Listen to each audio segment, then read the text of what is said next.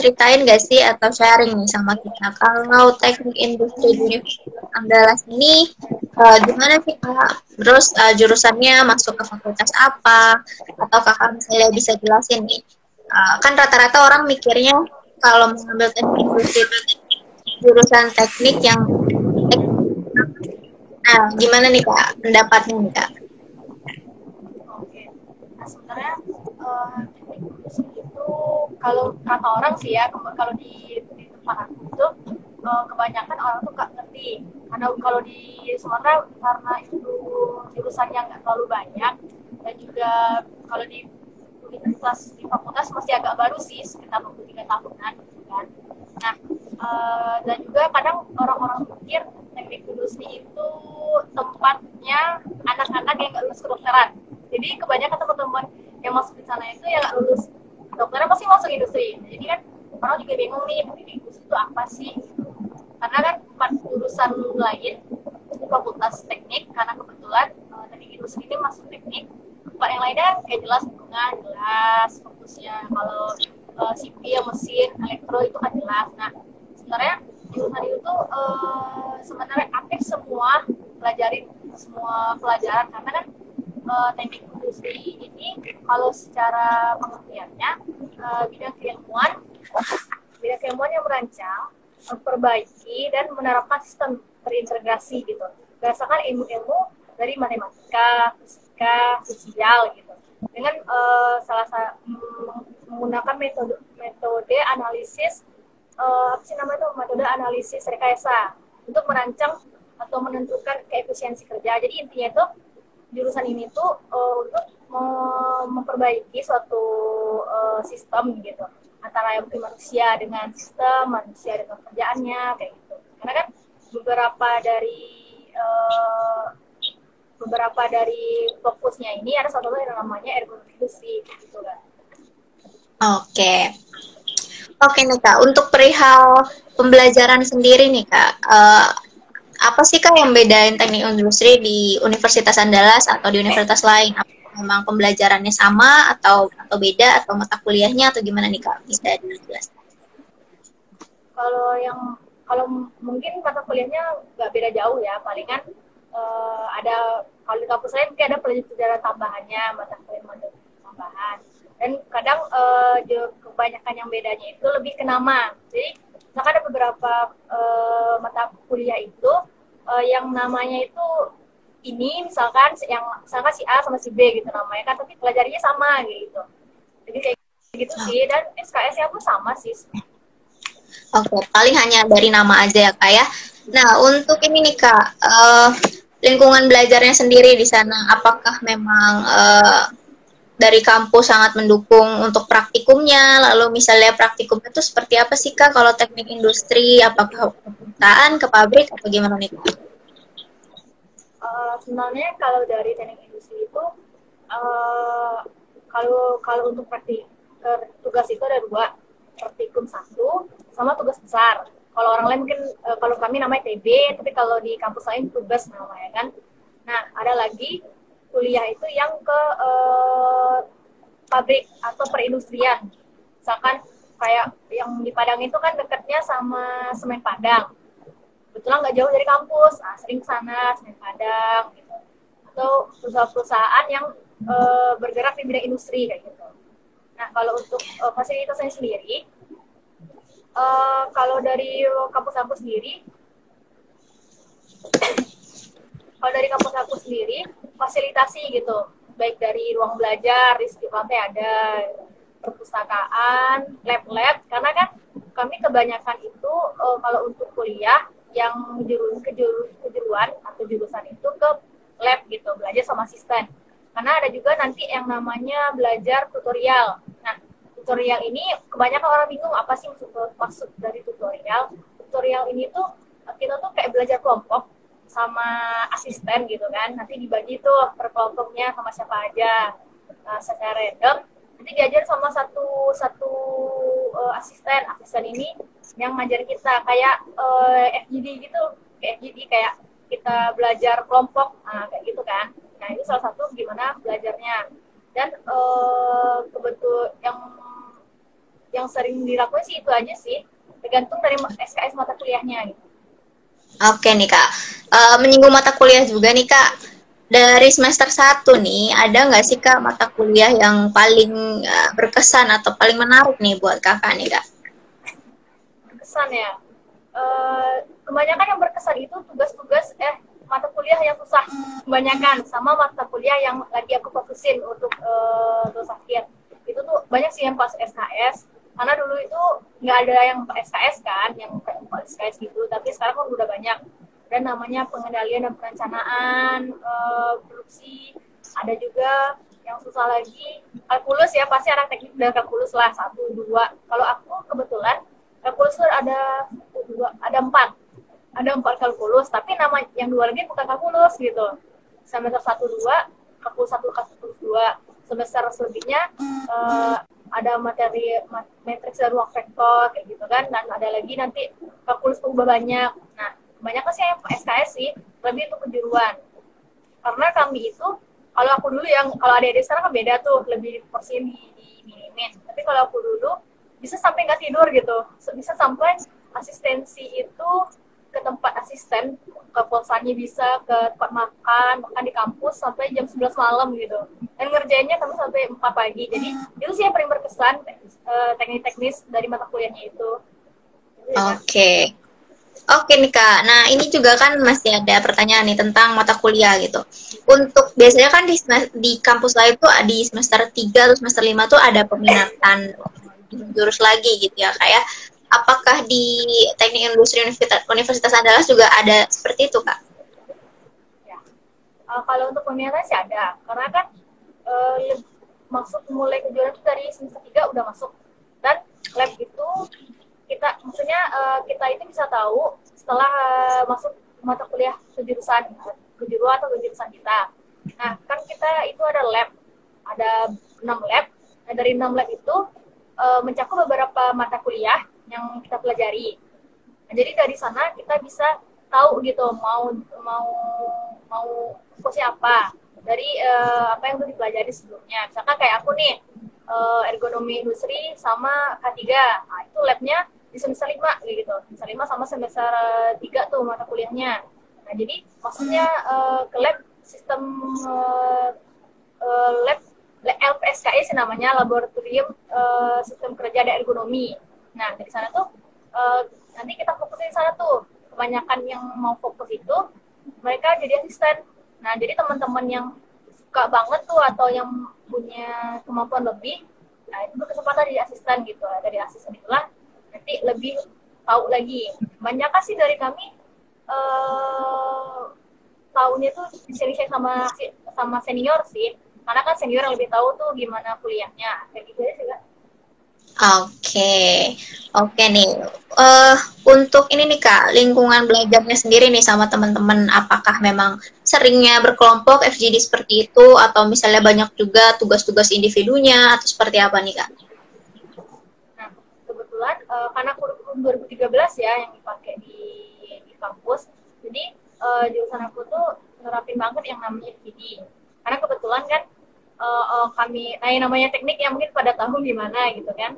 Jadi memang sering, entah itu bahas tugas, pokoknya tentang kuliah pasti dilakuin FGD. Dan dari dosen-dosen pun memang suka ngasih mahasiswa itu tugas kelompok. Nah, di sana kan ada penilaian soft skill mereka. Jadi kayak gitu sih. Oke nih Kak. Nah, alasan Kakak sendiri nih Kak, kenapa pilih teknik industri dari sekian banyak jurusan nih Kak? Dan kenapa di Universitas Andalas? Oke. Sebenarnya awal banget itu, aku kan dari SMK tuh, teknik komputer dan jaringan. Mau pengen masuk nih ke kampus atau jurusan yang berhubungan sama basic aku. Nah, karena ya namanya orang tua kan pasti ngasih tahu kan, orang tua kebetulan ngomong nih ada teknik industri loh, ada jurusan di industri, prospek kerjanya bagus. Aku penasaran kan, apa sih itu jurusannya, apa sih itu. Nah, akhirnya berani diri daftar, tapi aku daftar itu di pilihan terakhir gitu, pilihan terakhir. Nah, pas daftar itu nggak tahu menau ya, karena kebetulan di teknik industri itu belajarnya ada fisika kimia, sedangkan aku pribadi karena TKJ itu bukan ilmiah rekayasa, jadi nggak belajar kimia kan sama sekali, stucknya di sana gitu. Sempat di mikir salah jurusan, tapi ternyata lama-lama enak juga sih, paham gitu, nggak seribet jurusan yang lain susahnya. Oke, kakak sendiri masuknya jalur apa ya kak? Nah, kalau di aku pribadi jalurnya jalur mandiri. Kebetulan, alhamdulillah juga di tahun aku itu pertama kali buka mandiri gitu. Dari 5 jurusan, cuma industri doang, udah 2 tahun nggak buka mandiri. Alhamdulillah masuk mandiri, karena kan masuk di sana itu ya ada SNMPTN gitu kan, SBM sama mandiri. Nah dari mandiri inilah aku masuk, tapi ya memang beda uang kuliahnya daripada yang lain sih. Ada lain di sana. Oke nih kak, untuk jalur masuk mandirinya sendiri ada ini nggak kak, informasi website atau ya website yang bisa dikunjungi sama adik-adiknya supaya nggak ketinggalan info atau nggak salah info kak, bisa sharing? Oke, nah kalau aku dulu itu tuh kan di Sumatera ini ada SNMPTN Barat. Aku lupa sih kepanjangannya apa. Pokoknya SNMPTN Barat itu kayak tes mandiri seluruh universitas yang terdaftar di Sumatera. Ada dari Aceh, ada USU, ada Unila, kayak gitu kan, ada Unsri, ada UNAT salah satunya. Nah, dari website itu bisa sih dicek nanti langsung di internet kan, SNMPTN Barat. Biasanya itu tuh setelah SNMPTN, SBM itu selesai gitu. Bisa udah mulai tuh info-infonya. Nah, dari sana nanti kita tuh bisa milih bayarannya berapa. Misalkan 300.000 bayarannya. Nah, nanti bisa milih tuh berapa jurusan. Ya 2 sampai 5 jurusan, tergantung biaya yang kita keluarin daftar. Oke, tuh teman-teman, jadi masih ada kesempatan lain kalau misalnya SNMPTN atau UTBK-nya belum diterima gitu ya untuk yang tinggal di Sumatera. Nah, untuk ini nih kak, prospek kerja itu kayak banyak banget yang penasaran. Industri itu prospek kerjanya kemana aja? Sektornya itu seluas apa sih kak? Gitu bisa di-sharing atau misalnya kakak punya cerita alumninya pernah kerja di mana gitu kak? Boleh di-sharing.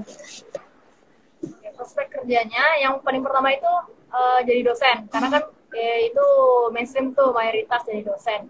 Nah, karena aku bilang tadi fokusnya itu banyak, dan karena industri ini kan lebih fokusnya ke perindustrian, ke sistem, sama efisiensi dan keefektivitasan kerja di suatu perindustrian.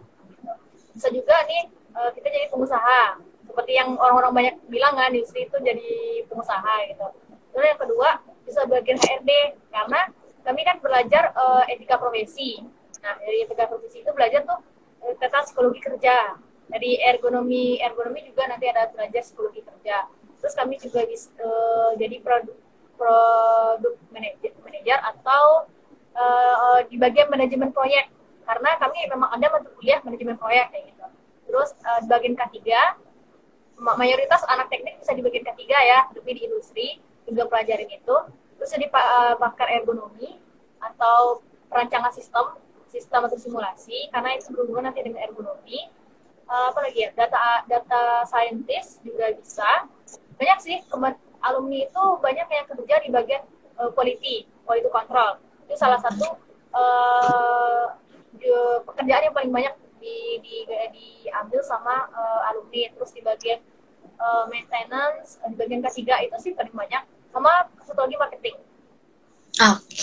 Oke tuh teman-teman, jadi banyak sekali prospek kerjanya, jadi jangan takut nih kalau udah bingung misalnya teknik industri nanti kerjanya apa, ternyata sektornya banyak sekali gitu ya. Nah ini nih kak, rencana kakak atau harapan kakak nih secara jangka pendek nih apa, terus jangka panjangnya apa, bisa sharing sama kita kak?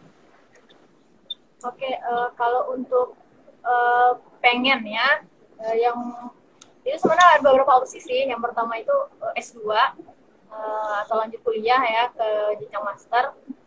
Yang kedua itu kerja atau kuliah sambil kerja. Nah, itu 3 opsi yang lagi diprioritasin gitu. Cuman sih orang tua sih memang nyuruh kerja duluan ya, karena kan udah 4 tahun kuliah gitu. Iya, oke nih kak, semoga harapannya juga dapat terkabul dan lancar gitu ya kak ya jalannya. Nah ini nih kak, untuk tipsnya, tips untuk maba yang sudah masuk ke teknik industri di Universitas Andalas, ada nggak sih Kak tipsnya supaya mereka secara akademik juga nilainya bagus, mungkin secara organisasi juga tetap aktif gitu Kak, atau misalnya Oke, sebenarnya kebanyakan tips itu sama sih, cuman kalau aku pribadi mental sih yang pertama, karena banyak yang ngerasa nggak perlu di teknik, terserah mau di teknik industri atau di manapun tekniknya, itu banyak yang ngerasa kuat karena kan pelajarannya itu nggak slow yang lain gitu kan, atau nggak se ekspektasi orang-orang gitu. Nah, mental karena kan kuliahnya udah bisa dari pagi sampai sore, belum lagi dari praktiknya dalam seminggu bisa 3 kali praktikum gitu kan. Terus satu lagi harus paham hitungan juga sih, itu salah satu kuncinya kalau masuk ke sana karena kan ada manajemennya di sana sama ada tekniknya juga. Terus kita harus buat goals selama kuliah dari awal misalkan pengen apa IPK berapa, pengen nanti kerjaan apa di kampus kayak gitu. Jadi kayak ada motivasi diri kalau kita buat goals gitu. Terus yang satu lagi kenal dan dekat sama senior. Nah kalau aku kan karena di Minang, kami misalnya disuruh manggil udah uni gitu kan. Feedback yang didapetin dari dekat sama senior itu gede banget gitu, karena yang pertama mereka tuh bertanya karena duluan kan kuliah. Itu yang kedua bisa nolongin. Aku sering sih ditolongin sama senior, apalagi kadang ada senior yang jadi asisten dosen, ada senior yang udah jadi dosen kayak gitu. Nah, itu sangat membantu. Nah, nanti yang ketiga itu nyari kerja. Kalau kita banyak relasi sama senior, kenal, mereka mau bantuin nyari kerja gitu. Karena kebetulan jurusan aku tuh ada base camp-nya di Batam sama di Depok. Nah, di sana tuh dikumpulin mahasiswa yang habis tamat gitu atau fresh graduate untuk nyari kerja. Terus ramah dan patuh sama dosen, karena kan dosen ini melebihi cewek gitu ya, susah dimengerti gitu. Kadang yang kita sangka wajahnya itu baik banget ternyata serem gitu. Ada juga ya tipikal dosen kan banyak. Ada yang udah ngerjain tapi ternyata cuman ngambil UAS UTS. Aku ada kayak gitu, jadi cuman ngambil UTS sama UAS doang nilainya gitu. Terus apa lagi ya? Kalau aku bisa pesan ikuti organisasi gitu. Karena untuk ngasih soft skill, kebanyakan orang-orang yang aku kenal itu pintar, aku pintar 3,5 itu kan udah 3,5 atas sudah bagus. Tapi karena kurang soft skillnya, kurang dilirik nanti sama bagian HRD pas wawancara atau pas administrasi. Nah, terus jangan malu bertanya terakhir. Karena kalau orang-orang yang malu bertanya, pendiam banget, itu tuh nanti jauh tinggal di belakang. Mungkin itu aja sih dari aku. Oke, Nur, teman-teman nih, buat maba banyak banget tipsnya yang bisa kalian lakuin gitu ya, untuk mempersiapkan 4 tahun ke depan. Nah, untuk camabanya nih, Kak, anak-anak yang masih SMA, gimana nih, Kak? Mau ngasih tips gimana supaya mereka nggak istilahnya salah jurusan gitu ya, milih jurusannya. Terus gimana supaya mereka nih tertarik nih, Kak, untuk ambil teknik industri di Universitas Andalas. Boleh, Kak? Kalau tips dari aku pribadi, yang pertama itu kamu harus tahu suka apa atau passion kamu tuh di mana. Mungkin pada bingung gitu kan, passionnya di mana, apalagi anak sekolahan gitu. Karena nanti kayak aku karena passion aku tuh salah satunya nulis gitu kan. Jadi kebanyakan ketika suka juga yang baru gitu. Passion kamu yang pertama harus ketahui banget. Karena kalau kamu nggak tahu passion kamu apa, pas kamu udah mau masuk kuliah kok bingung. Terus yang kedua, jangan ikut-ikut teman gitu. Kan banyak nih adik-adik SMA yang lihat temannya pada masuk sana jurusan itu masuk gitu. Karena kan apalagi yang punya geng gitu kan, masih pengen banget sama-sama bersama mereka. Jadi juga jangan, karena kan dia nggak bisa sama dengan SMA di sekolah. Terus sama lagi buat adik-adik kalau pengen masuk teknik industri, bisa sih mulai dari sekarang searching apa itu teknik industri, karena minimal ada sih sedikit teman-teman tentang jurusan itu, jadi nggak terlalu kaget kayak gimana kuliahnya, gimana pelajarannya. Dan juga kalau memang pengen teknik industri, bagus sih, karena kalau aku pribadi disebut jurusan yang paling ringan di antara jurusan yang lain gitu, nggak sesulit jurusan lain. Itu sih jurusan aku, Oh, selain dari banyak belajar ya gitu. ya, oke nih Kak. Nah, karena juga waktunya kita sudah hampir habis nih Kak, apakah ada yang ingin Kakak sampaikan lagi atau ingin Kakak sharing buat teman-temannya nih sebelum kita closing Kak? Oke, buat teman-teman adik-adik sebelum masuk, jangan pernah jangan pernah malu sama nilai kamu, karena banyak kan orang-orang insecure dengan nilainya, terus insecure dengan dia tamatnya sekolah mana gitu. Sebenarnya nilai itu yang berpengaruh, tapi yang paling penting value apa yang bisa kamu berikan gitu. Nilai kan juga bisa dikejar langsung mereka jam itu saya satu. Dan pastinya jangan malas-malas belajar. Banyak mahasiswa yang malas belajar dengan alasan-alasan yang jelas. Itu sih. Oke nih Kak, terima kasih Kak sudah meluangkan waktunya di malam ini sharing-sharing sama anak kuliah. Ini kan masih ada yang belum nonton atau streaming ini gitu dan belum mengajukan pertanyaan. Apakah boleh nanti mereka langsung hubungi Kakak lewat DM Kakak? Boleh banget tinggal DM aja.